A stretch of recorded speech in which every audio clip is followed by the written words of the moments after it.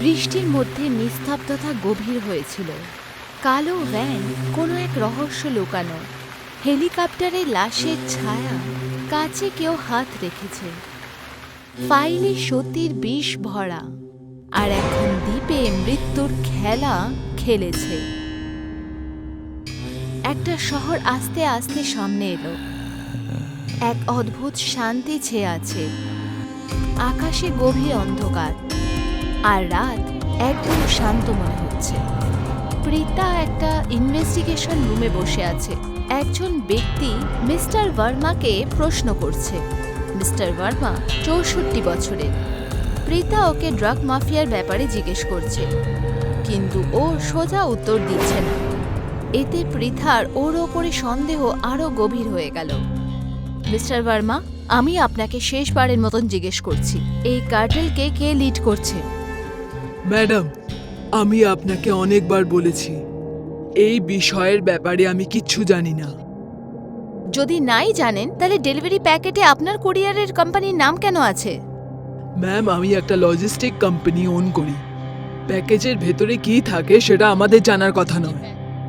এটা কি ইম্পর্টেন্ট নয় যে প্যাকেজেস আপনার থ্রুতে ভেরিফাইড হোক? আমি জানি এই কেসটা ড্রাগসের, কিন্তু ম্যাম আমরা একদিনে অন্তত পক্ষে ১৫০০টা অর্ডার ফুলফিল করি। সম্ভব হতে পারে যে কিছু প্যাকেট আনভেরিফাইড থেকে গেছে। এর জন্য প্রিকশন আপনার নিতে হতো, আপনি সেটা কেন করেননি? ম্যাম, আপনি সব জিনিসের জন্য এসওপিস স্ট্যান্ডার্ড অপারেশন প্রসিজিওর ফলো করি, যেখানে সব কটা প্যাকেট ইলেকট্রনিক্যালি ভেরিফাইড হবে। এখানে হিউম্যান ইন্টারফারেন্স হওয়া খুব জরুরি হয়। আমাদের কাছে ৩০০ জনের স্টাফ আছে। হতে পারে যে কেউ ওদের টাকা দিয়ে ভেরিফিকেশনকে ট্রেস পাস করে রেখেছে। প্রত্যেকটা অর্ডার পার্সোনালি তো চেক করতে পারি না। ভার্মা, আপনি আমার সময় নষ্ট করছেন। তখনই আরেক এক অফিসার মিস্টার শেট্টি ঘরে এলো। উনি আসতেই প্রশ্ন করার আবহাওয়া একটু বদলে গেল। I am sorry mister Verma, আমাদের ব্ল্যাঙ্ক সাসপিশনের রিজনে আপনাকে এভাবে অ্যারেস্ট করা উচিত হয়নি। কিন্তু স্যার, লেট মি টক পিতা। Mister Verma, you are free to leave. আমি আপনার নামের ওপর লাগানো সব চার্জেস রিলিজ করে দেব। Thank you for your time. Verma দাঁড়িয়ে গেল, পৃথার দিকে দেখল, আর অহংকারের সাথে বাইরে চলে গেল। শেট্টি পিছে ঘুরে পৃথার দিকে দেখল। স্যার, আমি খুব কাছাকাছি ছিলাম ওকে ধরার। প্রীতা, আমি ভার্মার কল রেকর্ড আর ব্যাংকের সব রিভিউ পেয়ে গেছি। He is actually innocent. Pritha গভীর নিঃশ্বাস নিল আর নিজের চেয়ারের পেছনে ঝুঁকে গেল। কিছুক্ষণ পর দুজনে প্যান্ট্রিতে ছিল। শেট্টি ভেন্ডিং মেশিন থেকে দুটো কফি নিল, একটা পৃথাকে দিল। দুজনে নিজের নিজের কফি খেতে খেতে কথা বলছিল। আই নো প্রীতা, টার্মিনেশনের জন্য তুমি ২ মাসের আলটিমেটাম পেয়েছো। এই জন্য তুমি কেস সলভ করার জন্য ডেসপারেট হয়ে যাচ্ছ, কিন্তু তার মানে এই নয় যে তুমি প্রত্যেকটা মানুষকে সন্দেহ করবে। আই নো স্যার, কিন্তু কোনো কারণ ছাড়া আমি কারোর ওপর সন্দেহ করি না। আপনিই বলুন, ভার্মা এত বড় একটা লজিস্টিক চ্যানেল অপারেট করে, কিন্তু তা সত্ত্বেও ও গত ৩ বছর ধরে ড্রাগ সাপ্লাইয়ের ব্যাপারে কিছুই জানে না। I know Prita, this is fishy, কিন্তু এরা বড় লোক। এদের সাথে একটু রিজার্ভড হয়ে ব্যবহার করতে হয়। আমরা এদের ততক্ষণ ট্রায়ালে দিতে পারবো না যতক্ষণ অবধি আমরা সেরকম প্রমাণ না পাই। আই ডোন্ট নো স্যার, আমি শুধু ভাবি যে আমি সেই চান্সটাই পাইনি যে আমি নিজেকে প্রুফ করতে পারি। ডোন্ট ওয়ারি প্রীতা, তোমার কাছে এখনো ২ মাস আছে। Work on it. কোনো না কোনো ক্লু বা ফাইল তো পেয়েই যাবে। পৃথা সহমতির সাথে মাথা নাড়ালো। তার সাথে আজকের দিন শেষ হলো। পরের দিন পৃথা নিজের কম্পিউটারে কাজ করছিল। তখনই ও নিজের ইমেলে ট্রাই ফাইলের জন্য একটা অজ্ঞাত অ্যাক্সেস নোটিফিকেশন পেল। ও তাড়াতাড়ি ভিপি চালু করলো আর ফাইল খুলল। ফাইলের ভেতরে ও অনেকগুলো সাইফার টেক্সট আর কোডের লাইন পেল। এতে ওর সন্দেহ আরও গভীর হয়ে গেল, আর তার সাথে ওর চেহারায় হালকা হাসিও ফুটে উঠল। পৃথা অনুভব করল যে ওকে শেষ অবধি ও সেই কেস পেয়ে গেল যেটা ও অনেকদিন ধরেই অপেক্ষা করছিল। ও নিজের ফোন ওঠালো আর কাউকে একটা কল করল। রাতে পৃথা নিজের বাড়িতে ঢুকল। ও নিজের ব্যাগ বিছানায় রাখল আর কম্পিউটারে লগ ইন করলো। এর মধ্যেই ওর স্ক্রিনের মধ্যে একটা ইমেল দেখা গেল। সেই সময় ওর ফোন বেজে উঠল। এই ফাইলগুলোকে আমি পুরোপুরিভাবে ডিসাইফার করতে পারিনি, কিন্তু চেষ্টা পুরো করেছি। তুমি দেখে নিও।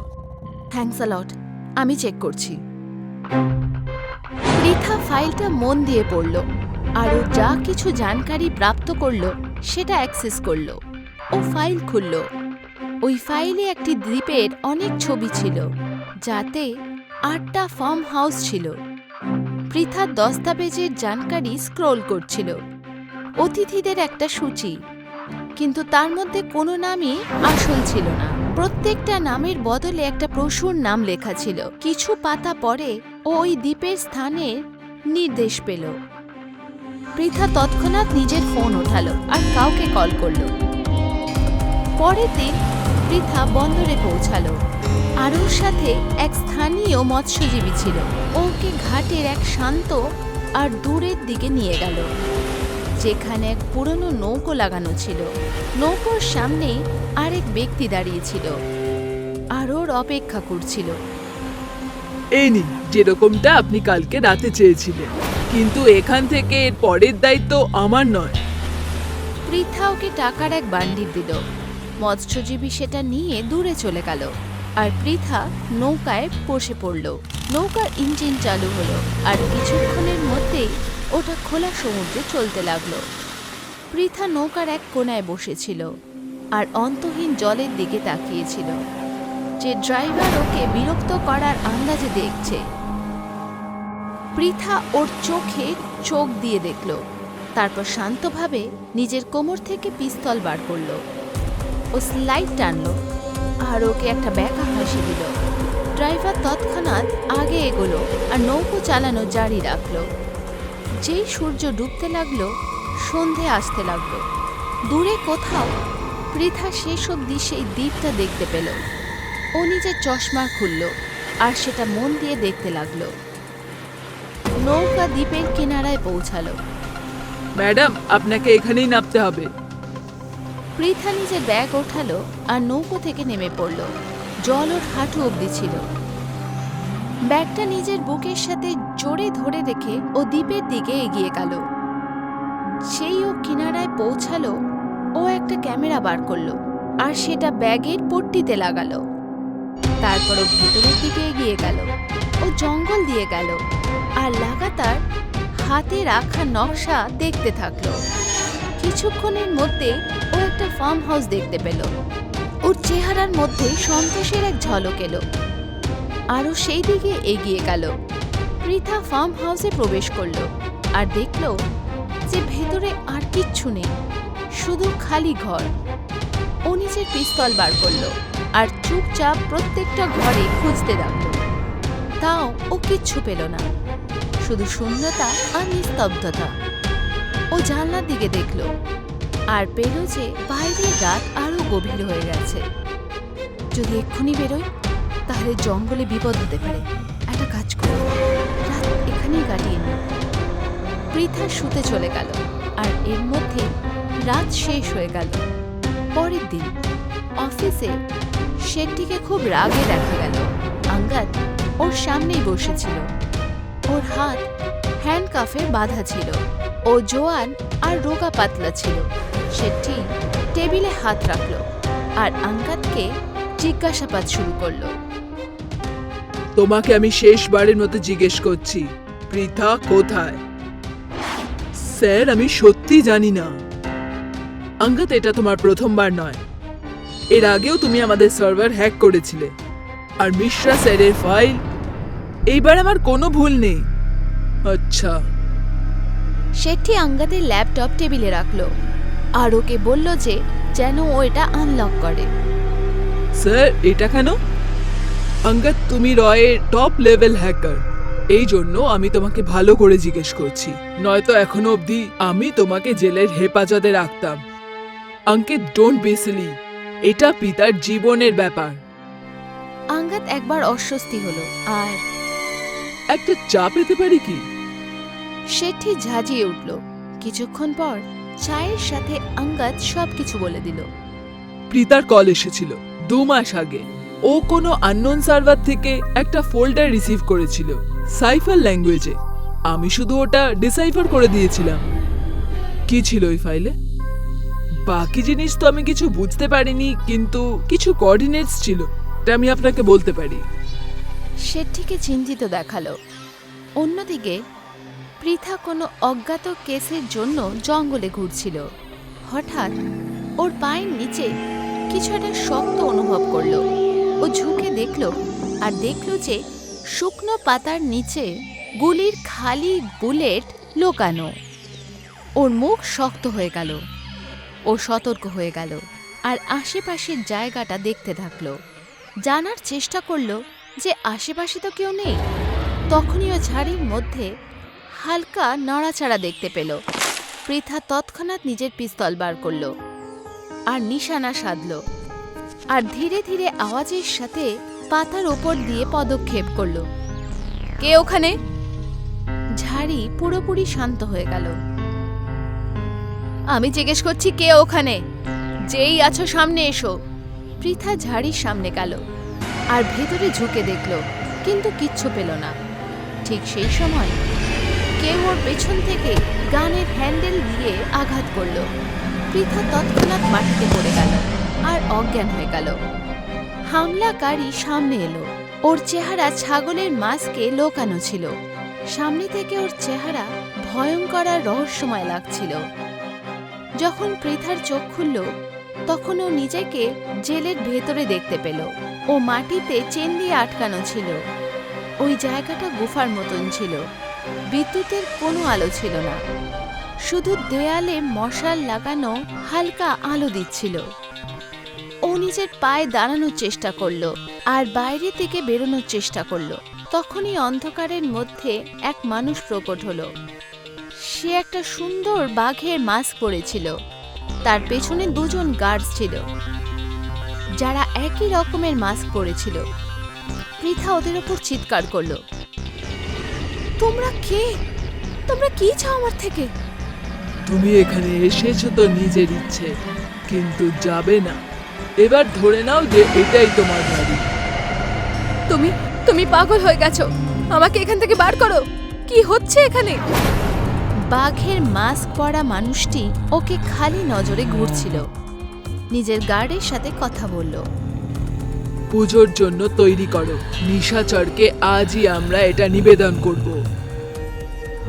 কি করতে চাইছো তুমি? পৃথা ওদের কথা শুনল। জবাব দেওয়ার আগে বাঘের মাস্ক পরা মানুষ আর ওদের গার্ডরা ঘুরে চলে গেল আর অন্ধকারের মধ্যে অদৃশ্য হয়ে গেল। পৃথার আওয়াজ অন্ধকারেই শোনা গেল। ও ওই জায়গাটা দেখতে লাগলো যেখান থেকে ওরা অদৃশ্য হয়েছিল। তখনই অন্ধকারের মধ্যে এক দৈত্য আকৃতির মানুষ এলো আর ওর ওপরে ঝাঁপলো। এক ভয়ঙ্কর ঝটকা। পৃথা জোরে কেঁপে উঠল আর মাটিতে পড়ে গেল। যেটা ও এক্ষুনি দেখল সেটাতে ও পুরোপুরি শকে চলে গেছিল। ওকে মানসিকভাবে নাড়িয়ে দিয়েছিল। বাঘের মাস্ক পরা মানুষটি গুফার ভেতরে পৌঁছালো আর মাঝখানে সিংহাসনে বসে গেল। ওর পাশে আরও 2টো সিংহাসন ছিল। একদিকে বাঘের মাস্ক আর অন্যদিকে হায়নার মাস্ক। ওদের সামনে জৈবিক মল আর কাঁচা মাংসের প্লেট রাখা ছিল। পাশে সেই দৈত্য নিশাচরের এক বিশাল পাথরের মূর্তি ছিল। আশেপাশে অনেক লোক ছাগলের মাস্ক পরে এক অদ্ভুত নৃত্য করছিল। মনে হচ্ছিল এটা কোনো এক অনুষ্ঠান, যেটা সেই দৈত্যে স্বাগত করার জন্য করা হচ্ছিল, যাকে ওরা পুজো করে। সবকিছু ঠিক করে হয়ে গেছে, এখন শুধু বলি দেয়া বাকি আছে। এবার তো বলো যে আমরা কি করছি। বাঘের মাস্ক পরা মানুষটি দাঁড়ালো আর ওর দিকে ঘুরে তাকালো। আজ থেকে 1200 বছর আগে আমাদের স্বামী নিশাচর এই সমুদায়ের নীব রেখেছিল। ওনার কাছে অনন্ত শক্তি ছিল, এতটা যে উনি না কাউকে ভয় পেতেন, না ওনাকে কেউ আটকাতে পারত। উনি আমাদের দিব্য গাছকে কথা দিয়েছিল যে উনি 101 মেয়ের বলিদান দেবে যাতে ওনার শক্তি প্রত্যেক সীমাকে পার করে অমর হয়ে যায়। আর তখনই এক সাধু প্রকট হয়, আর ওনার শ্রাপে নিশাচর পাথরে পরিণত হয়, আর আমাদের দিব্য গাছকেও আগুনে ভস্ম করে দেয়। 1200 বছর কেটে গেছে।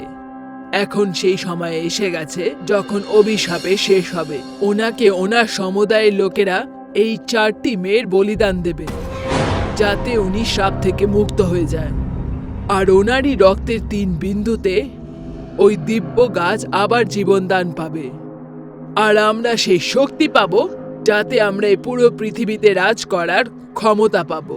প্রত্যেক নিঃশ্বাস আটকে যাবে, প্রত্যেক হৃদয় কেঁপে উঠবে, কারণ আমরা যা করতে চলেছি, যেটা ইতিহাসের পাতায় কখনো ভোলা যাবে না। পৃথা অজ্ঞান হয়ে পড়েছিল।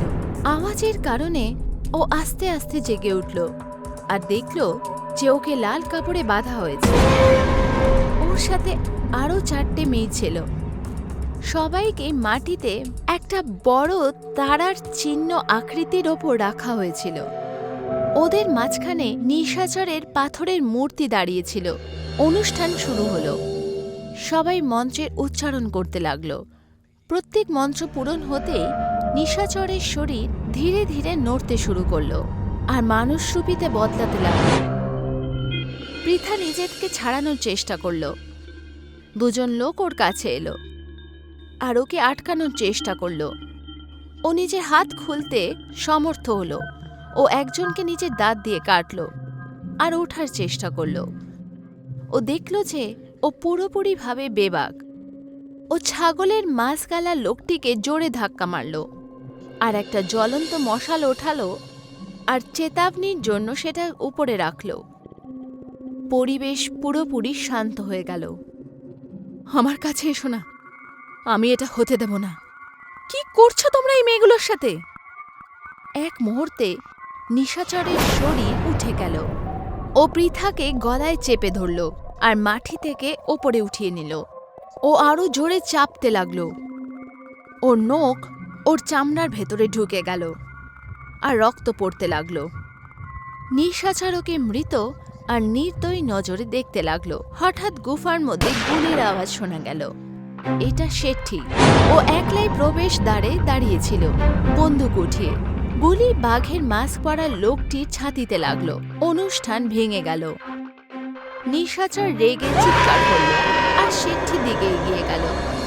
শেঠি আবার গুলি চালালো, কিন্তু নিশাচরের ওপর গুলির কোনো প্রভাব হয়নি।